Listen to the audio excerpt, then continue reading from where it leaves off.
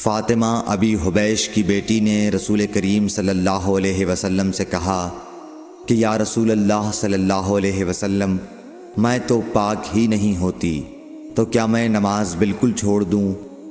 حضور صلی اللہ علیہ وسلم نے فرمایا کہ یہ رگ کا خون ہے، حیض نہیں، اس لیے جب حیض کے دن جن میں کبھی پہلے تمہیں عادتاً حیض آیا کرتا تھا آئیں تو نماز چھوڑ دے، اور جب اندازے کے مطابق وہ دن گزر جائیں تو خون دھو ڈال اور نماز پڑھ۔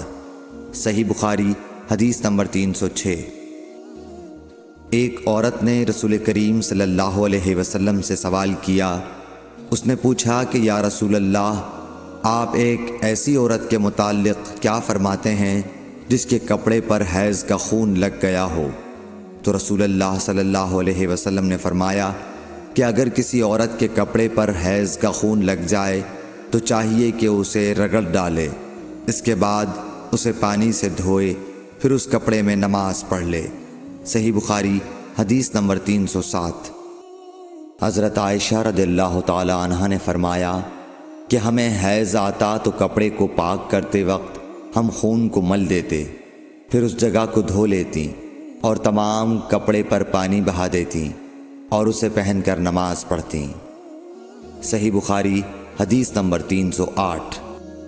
نبی کریم صلی اللہ علیہ وسلم کے ساتھ آپ کی بعض ازواج نے اعتکاف کیا، حالانکہ وہ مستحاضہ تھیں اور انہیں خون آتا تھا، اس لیے خون کی وجہ سے تشت اکثر اپنے نیچے رکھ لیتی، اور اکرمہ نے کہا کہ عائشہ رضی اللہ تعالی عنہا نے قسم کا پانی دیکھا تو فرمایا یہ تو ایسا ہی معلوم ہوتا ہے جیسے فلاں صاحبہ کو استحاضہ کا خون آتا تھا۔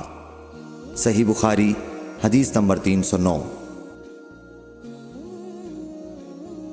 حضرت عائشہ رضی اللہ تعالی عنہا نے فرمایا کہ رسول اللہ صلی اللہ علیہ وسلم کے ساتھ آپ کی ازواج میں سے ایک نے اعتکاف کیا، وہ خون اور زردی نکلتے دیکھتیں، تشت ان کے نیچے ہوتا اور نماز ادا کرتی تھیں۔